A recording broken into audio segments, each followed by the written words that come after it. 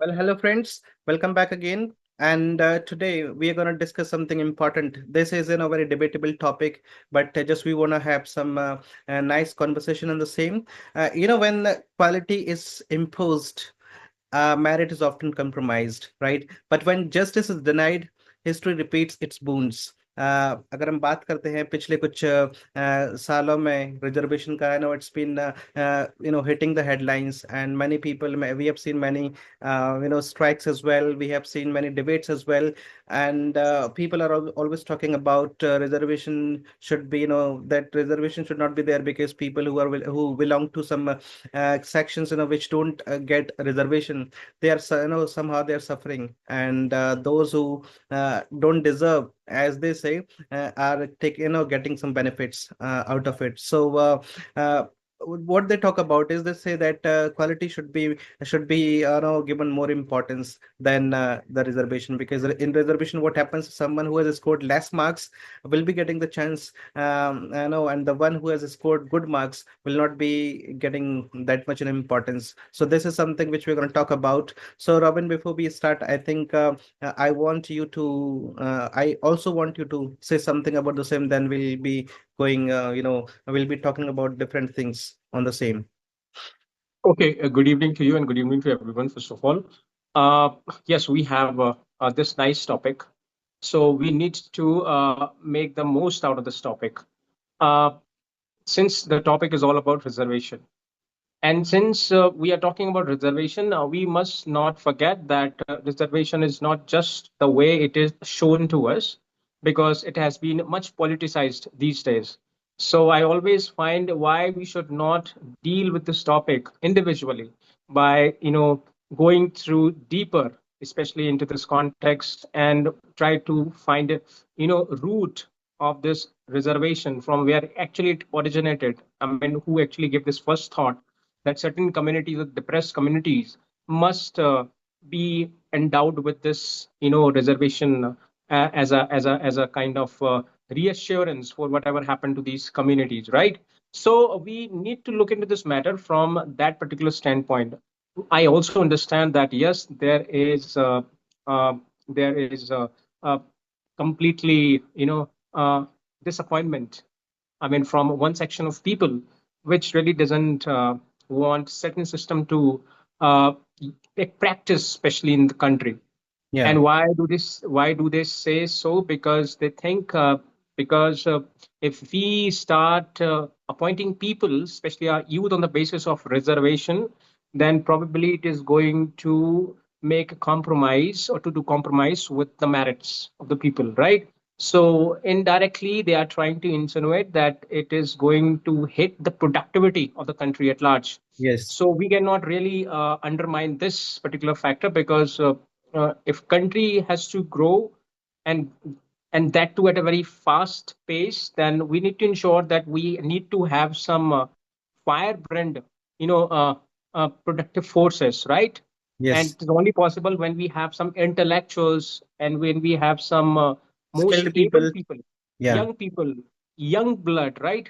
Especially into this mainstream of working force, so that it could ensure better growth of the country, and it could ensure that the country too be able to cope with the norms of the international countries, because it is not the India which we are talking about and concerned about. We are also dealing with uh, the parameters, especially being laid down by the international communities, and we have to cope with all these things. So we have to be in the leading, especially when it comes to comparing with other countries. We know that at the same time we have some antagonistic countries. We are facing this hostility, especially from the neighboring countries such as China and many other countries, right? So we should not forget about this. So from that standpoint, I still think that yes, we should not undermine this very idea that yes, appointment must be done, especially on the merits, but we also need to look into the matter as to why we need to continue with this reservation for a certain segment of people. And if it is, then how we could lay it down specifically as a process, because it's been more than 75 years already since Yeah. we are into this practice of reservation.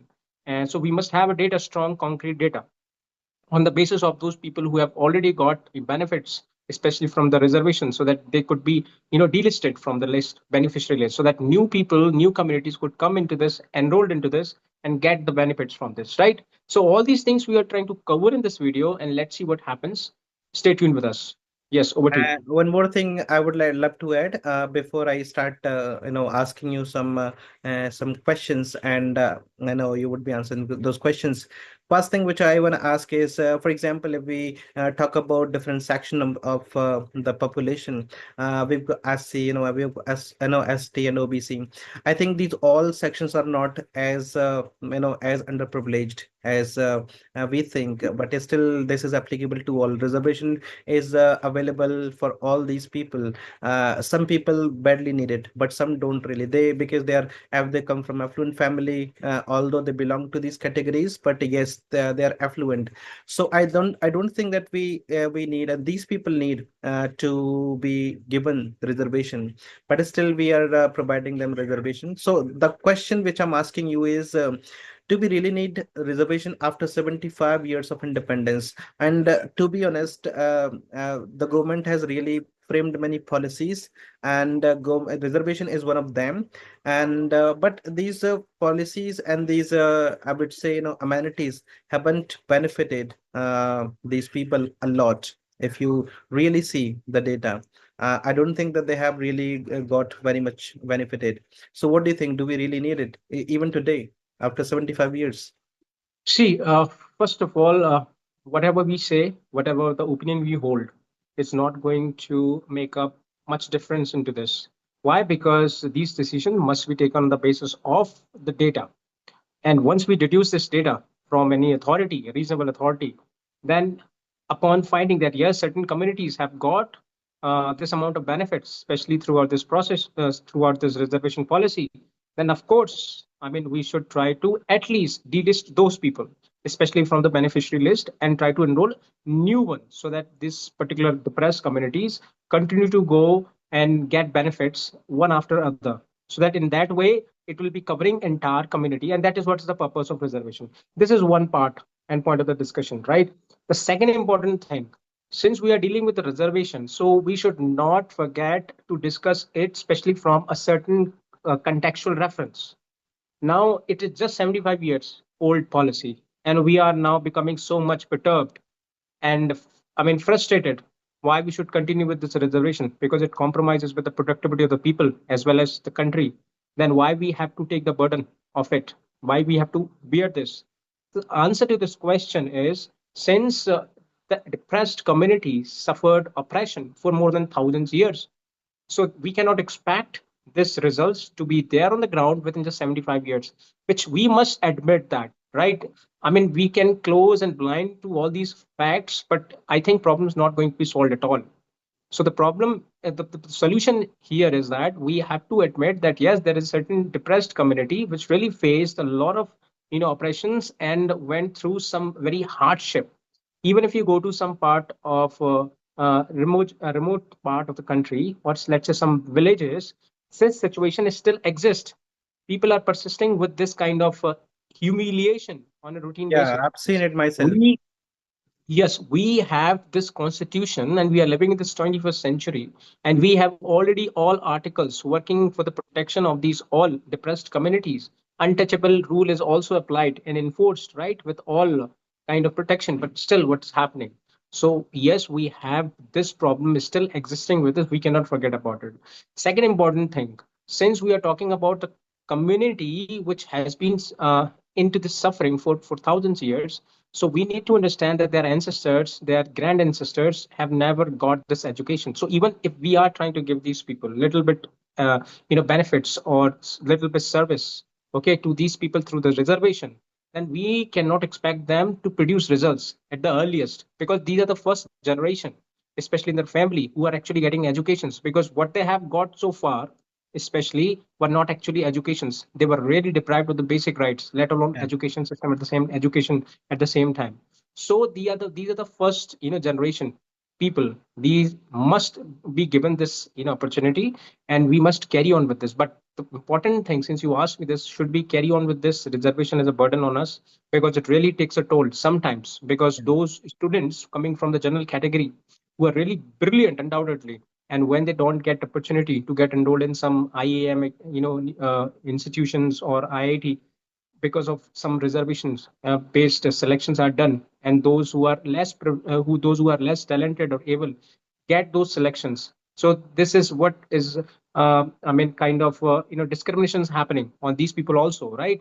So these youth perhaps cannot understand this because they have no very big and deep understanding about the historical injustices happen to all these depressed communities.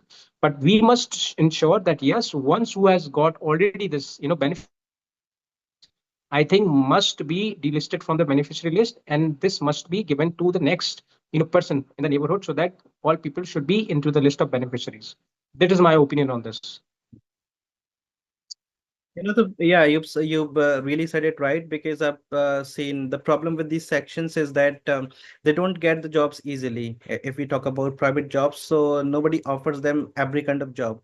They have got they are given certain kind of jobs, and they are made to do such jobs only. Nobody else is meant to do those things. Am I right?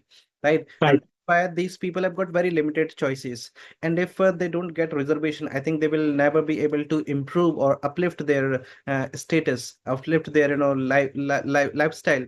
So I think they really deserve it, because somewhere these people are the part of the country, and we are together making this country. And if we want this country to flourish, I think everybody, I'm not talking about few people, I'm talking about everybody should be progressing, and then we can see this country progressing, right? The next thing we people often talk about is that they talk about meritocracy, right? They say that the people who are meritorious should be given more and more opportunities, and the people who are less, you can say, less capable, the people who are not as able as they are, should not be given the same kind of opportunity, because somewhere they're not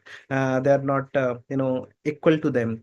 So they talk about meritocracy. So tell me, what do you think about meritocracy versus historical injustice to some communities? Because these communities have been deprived of some basic, I would say, basic facilities. They have been tortured, and they have been they have been made to they have been made to suffer, right? So somewhere these communities really need some no some kind of an upliftment, but people often talk about meritocracy. So what do you think about historical injustices to these communities?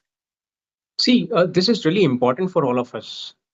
We know the importance and the significance of merits and the selections and appointments to be done on merits. Obviously, we have discussed a lot about it. But we are also dealing here India as a case and people living in India at the same time.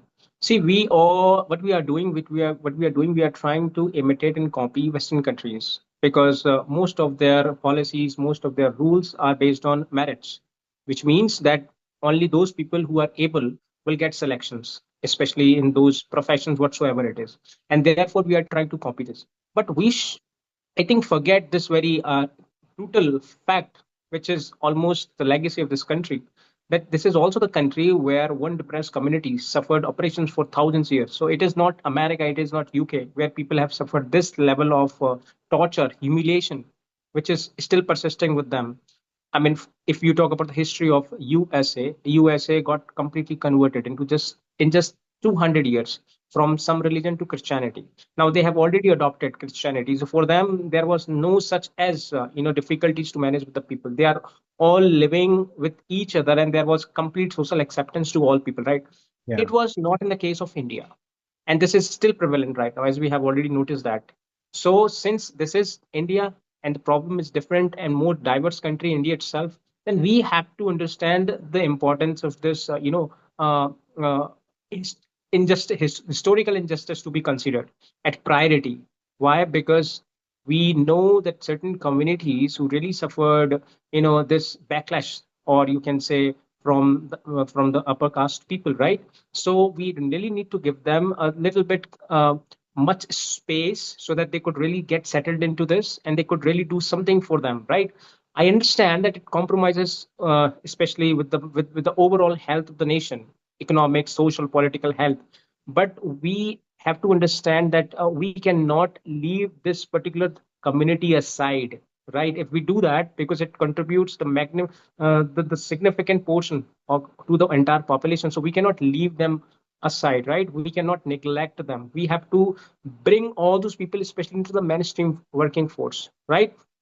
And that is only possible when we continue with this reservation.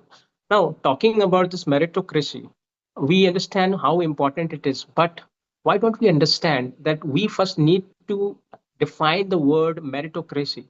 We only talk about that meritocracy is one who has some ability to perform certain tasks, and the person can do it far better than many other people can do, right? So this is how many people define this merits and meritocracy, right? Because some people are really skilled and very much kind of conversant into doing certain tasks, and therefore these people should be given much priority, right? They should be appointed, they should be selected for certain jobs because they are well fitting, especially into this forum of working force.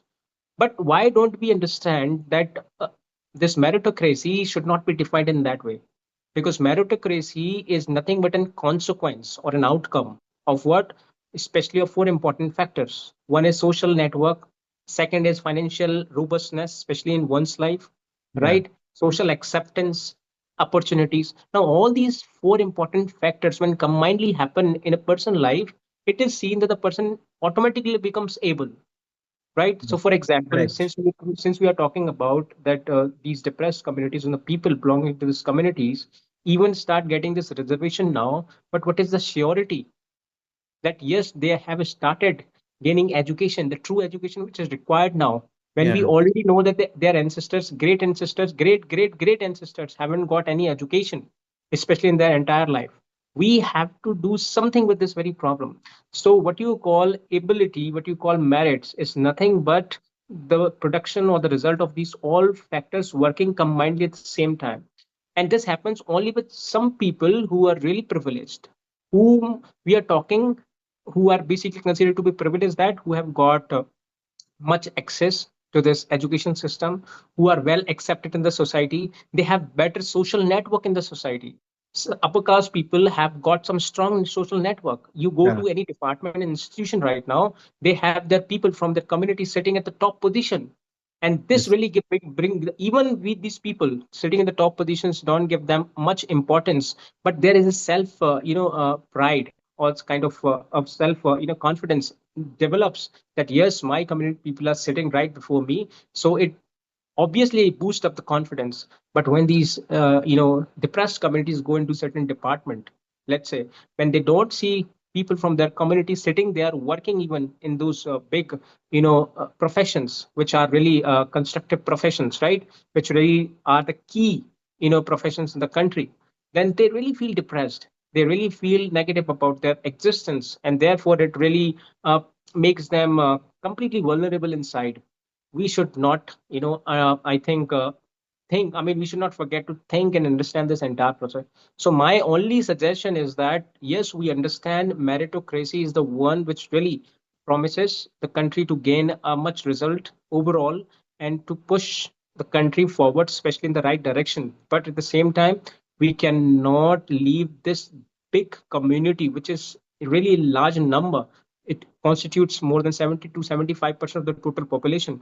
We cannot really do this injustice to them. So we have to bring with them, I mean, we have to bring these people with us, and then we have to work shoulder to shoulder in all departments, all professions, ensuring the growth and the development of the entire country.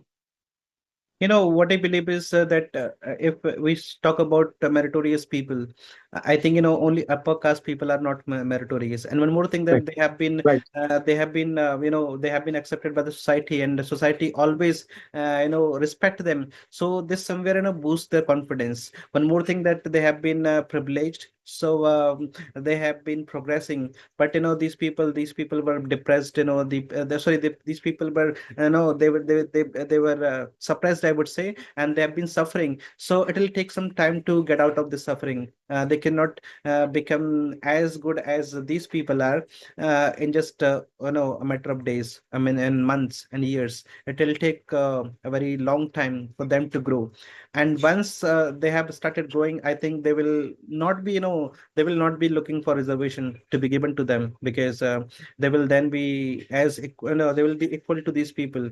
And one more thing, I've seen that this if we talk about equality in as far as urban areas are concerned, we have seen that untouchability has come down.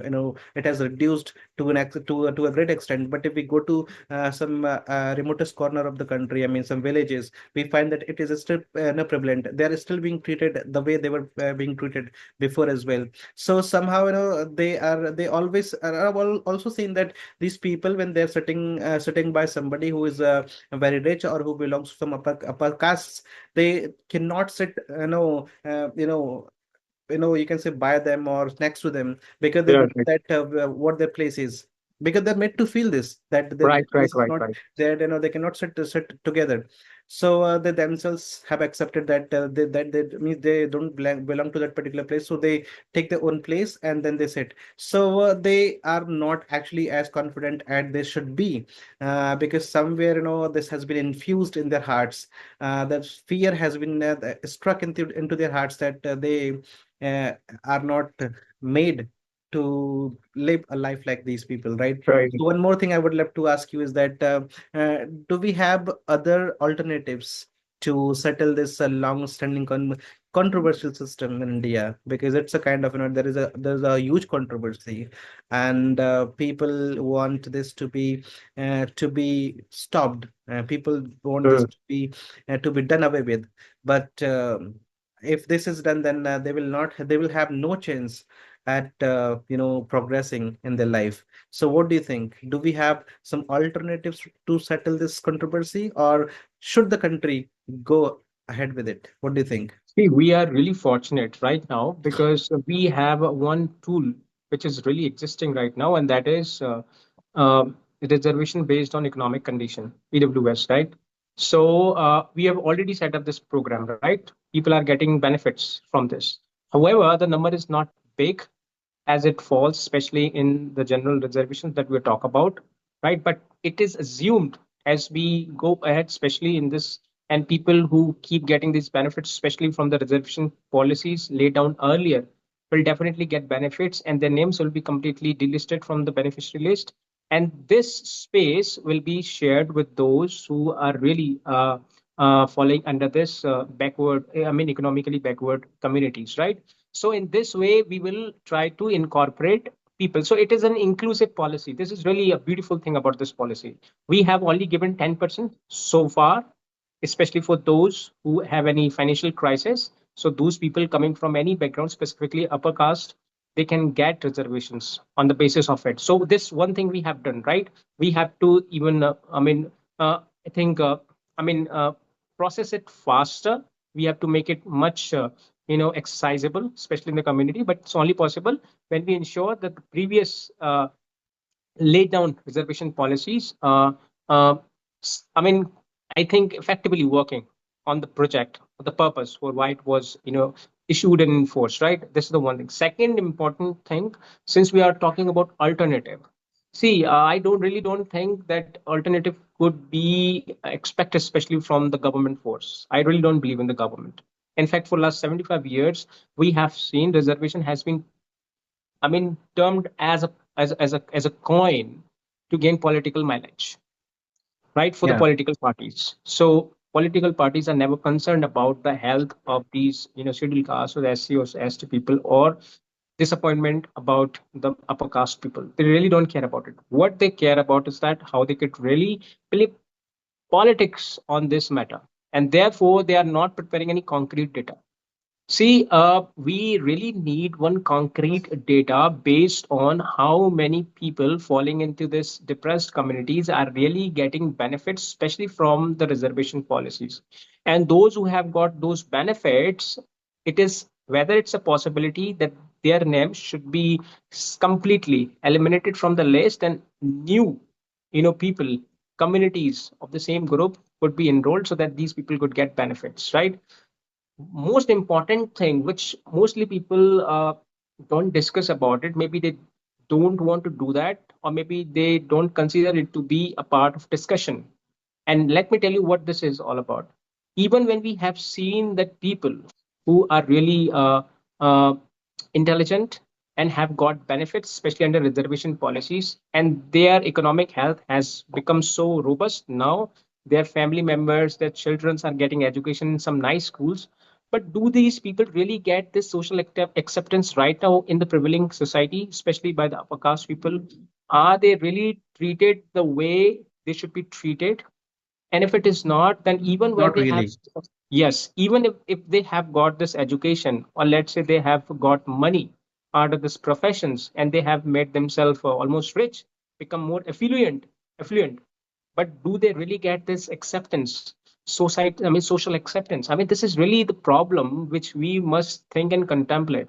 I think this is the thing which we must put into the discussion on the discussion table for the people to have a strong discussion on this, to find out what is the purpose of the reservation. Reservation has never been introduced. Trust me, I have read it a lot about it.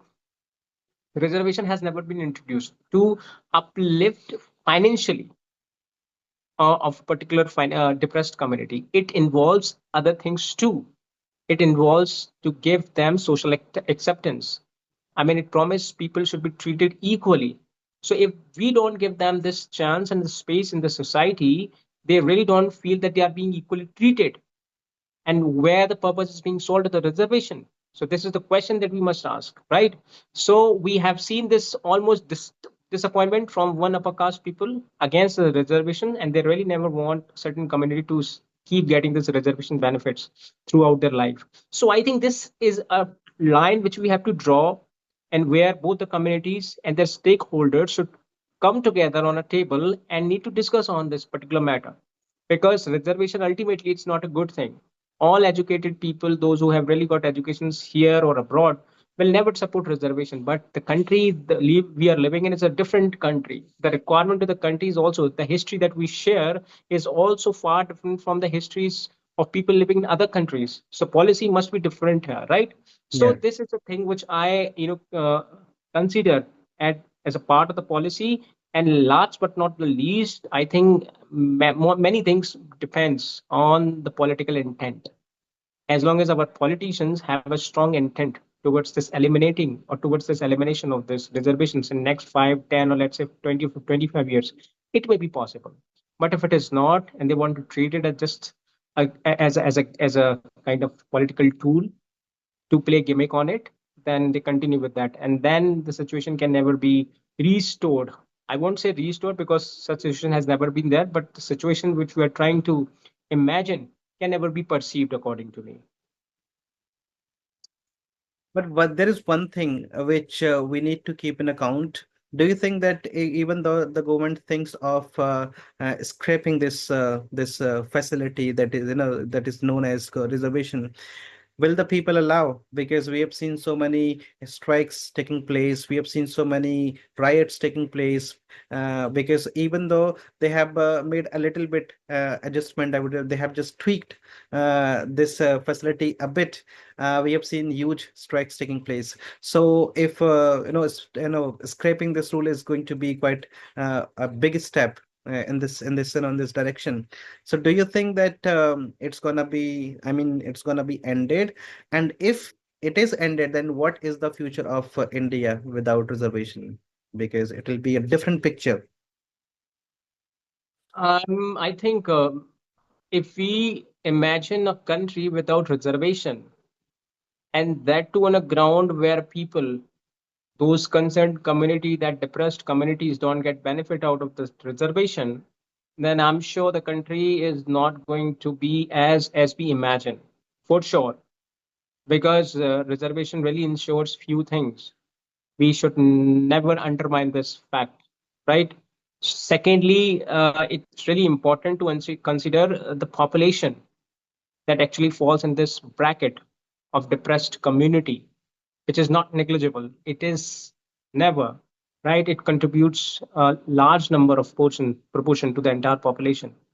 So if we terminate this particular system right now, and without ensuring that the benefits have been all given and imparted to the people, given away, then I think this situation is going to be very difficult and unmanageable. Then it will go out of control, right? I can say that if it happens, then communities, leaders would take a chance on this to bake their chapatis, political chapatis. Why? Because we have seen every community has their political leader. We also know that these political leaders don't really meet up their obligations for which they were appointed, elected as a leader. What they rather do is that they try to meet up their own personal vested interest. So if reservation now is taken back, especially by the government or by any other governing force, then I think this is going to create chaos. The first thing that it will do to the people, this depressed community, is that it will create discordant. It will make this community completely antagonistic, not Yes. just against the government, but against certain community. We have seen certain revolutions already in the past, and many countries keep facing such revolutions, right? So we cannot really put them aside as they are nothing to the country, right? We have to bring all these people with us, giving them equal opportunities as well as equal respect. And I really don't think what is the loss of doing that. In fact, it will give entire community even a new color, a new hope. I mean, even one study says that if there was no such caste system in the country would have much better opportunities, and it would be flourishing at a faster pace. Yes. I mean, according to one study. Second important thing, recently, one parliamentarian, especially one senator, especially in America, in 3 or 4 days, I mean, I don't know, I mean, exactly date, but he says that if you take this system, because reservation system, away from the politicians' hands, then politicians will completely collapse to the ground because they will not have then any strong, you can say, a subject or a strong, reason to play politics on it, right? Yes. So, I mean, these are not just statements; these reflect the reality of the country. We people living in this country know this reality well. All we need to do is just to show a little bit gumption in order to reflect these thoughts in the public and make people aware about this, right? I'm not sharing this my particular opinion on this. What I'm sharing is that what I have read from different books and from different peoples and from their mouth, because they have their different observation in this, right? I mean, this is really practical and it is perceived in that way. If you make your 80% population as a working force, there is a better opportunity for the growth of the country, isn't it? If you continue to grow your country with just 50 percentage of working hands, then do we expect much growth to the country? Obviously not. You go to America, you go to any of the Western countries, people who are really put in the men, who are in the really mainstream workforce, uh, I think 70 to 80% coming from all backgrounds. And this is not possible in India right now. And this is not even perceivable Indian right now because we have those, orthodoxy is still existing in our heart. We really don't want to, I think, separate and drift our mindset from this kind of practices. So until unless we do that, I think there is no such scope for the growth of the country, right? That's my personal opinion on it. So the question you asked me, what is the conditions of India is going to be if we, I mean, take this reservation system as I mean, away from it, then I will say it is going to be very difficult. Government will really fall flat then to maintain the roar of the disappointed population, which might come, right? As a result of it. Over to you. And one more thing I would love to add is that comparing India with the other countries is not at all, I think, justified because when we look at India, I think it has got a very vast population. I think we stand first in terms of population, and if we talk about countries like America, I know, and New Zealand and all.